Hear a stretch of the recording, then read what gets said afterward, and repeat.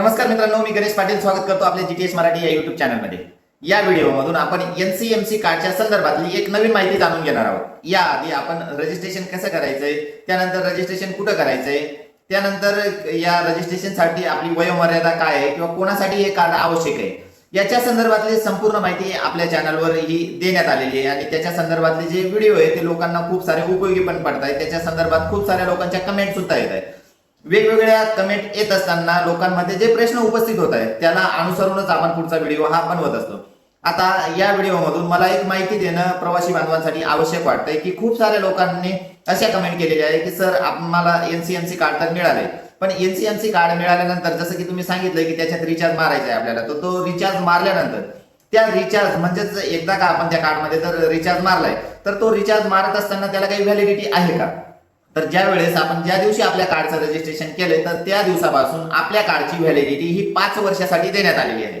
आणि 5 वर्षासाठी व्हॅलिडिटी दिल्यानंतर आपल्याला त्यात रिचार्ज मारून प्रत्यक्षात प्रवास हा करावा लागणार आहे। म्हणजेच ज्या वेळेस आपल्या हातात हे कार्ड असेल, ज्या वेळेस आपण प्रवासासाठी निघू तर हे कार्ड आपल्याला सोबत बाळगायचं आहे। हे कार्ड सोबत बाळगल्यानंतरच आपल्याला सवलतीच्या प्रवासाचा लाभ हा मिळू शकतो।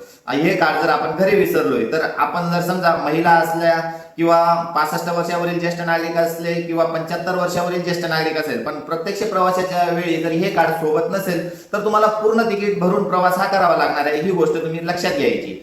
त्यानंतर हे कार्ड सोबत बाळगल्यानंतर याची कुठलीही कलर प्रिंट, कलर कॉपी ही प्रत्यक्ष प्रवासाच्या वेळी चालणार नाही, कारण ह्या कार्डमध्ये तुमची संपूर्ण डिजिटल माहिती त्याच्यात स्टोअर करण्यात आलेली आहे। आणि ज्या वेळेस हे कार्ड आपण सोबत बाळगू आणि प्रवासाच्या वेळी हे कार्ड कंडक्टर जवळ दिल्यानंतर कंडक्टर जवळ असलेलं उपलब्ध तिकीटचं जे मशीन असेल त्याला अटॅच केल्यानंतर आपण कोणत्या सवलतीच्या प्रकारात मोडतोय त्या पद्धतीचं तिकीट निघून आपल्याला सवलतीचा प्रवास हा करता येणार आहे।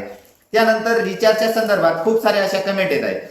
मी रिचार्ज कसा मारायचा आणि कुठे मारलेला हा फायदेशीर असेल याच्या संदर्भातला सुद्धा एक व्हिडिओ बनवलेला आहे। त्याच्यातली थोडक्यात माहिती मी तुम्हाला देण्याचा प्रयत्न करतोय। ज्या वेळेस आपण प्रवासाला सुरुवात करू त्यावेळेस आपल्या कार्डमध्ये पुरेसा बॅलन्स असणं आवश्यक आहे। आणि जर का समजा त्याच्यात बॅलन्स जर नसला तर त्याच वेळेस आपण कंडक्टर कडून त्या प्रवासाच्या वेळी सुद्धा बॅलन्स हा मारू शकतो। त्यामुळे अगदी लवचिकता या कार्डमध्ये देण्यात आलेली आहे, म्हणजे आपल्याला त्यावेळेस कुठलीही हॅरेसमेंट होणार नाही। अगदी प्रवासाच्या वेळेस म्हणजे ज्या वेळेस आपण बसमध्ये चढलो त्याच वेळेस आपण रिचार्ज मारून आपलं प्रवासाचं तिकीट हे त्याच्यातून काढू शकतो। आणि ह्या कार्डमध्ये कमीत कमी 50 रुपयाचा रिचार्ज आपल्याला हा मारता येणार आहे आणि जास्तीत जास्त आपण 2000-3000 रुपयापर्यंत रिचार्ज त्यात मारू शकतोय। आणि रिचार्ज मारल्यानंतर खूप साऱ्या लोकांनी अशा कमेंट केल्या सर या कार्डला म्हणजे काही रिचार्ज मारल्यानंतर त्याची व्हॅलिडिटी महिनाभर राहील का आणि रिचार्ज मारल्यानंतर त्याची व्हॅलिडिटी 1 वर्षासाठी आहे का, किंवा 1 वर्षासाठी काही रिचार्ज त्याला अतिरिक्त मारावा लागेल का हे कार्ड चालू ठेवण्यासाठी?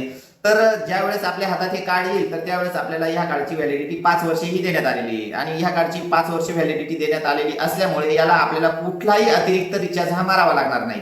आपण ज्या वेळेस प्रवासासाठी निघू त्यावेळेस आपल्याला इच्छित स्थळाचं जे तिकीट असेल तेवढेच पैसे या कार्डमधून आपले मायनस होतील आणि उरलेले पैसे आपण जर समजा 1 महिना, 1 वर्ष, 2 वर्षे प्रवास नाही जरी केला तरी आपले पैसे जसेच्या तसे ह्या कार्डमध्ये शिल्लक असतील। ज्यावेळेस आपण पुढच्या प्रवासासाठी निघू तर त्यावेळेस आपल्याला तो रिचार्ज किंवा ते पैसे त्या वॉलेटमधून वापरता येणार आहेत। त्यामुळे हे कार्ड वापरणं अतिशय सोपं आणि लवचिक आहे। तुमचे पैसे हे कुठेही जाणार नाही, तर ह्या कार्डमध्ये पुढच्या प्रवासाच्या वेळेस तुम्हाला ते पूर्ण पैसे जसेच्या तसे तुमचे ते शिल्लक राहतील। आणि ज्यावेळेस आपलं प्रवासाचं तिकीट निघेल त्यावेळेस आपल्याला प्रवासासाठी लागलेलं तिकिटाची अमाऊंट आणि आपल्या कार्डमध्ये शिल्लक असलेली अमाऊंट हे दोन्ही त्या तिकिटावर दिसणार आहे।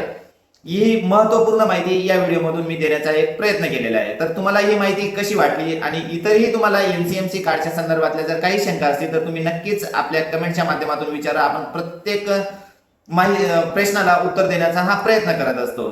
तर अशाच नवनवीन व ताज्या व्हिडिओसाठी जीटीएस मराठी या युट्यूब चॅनलला सबस्क्राईब करा। धन्यवाद मित्रांनो।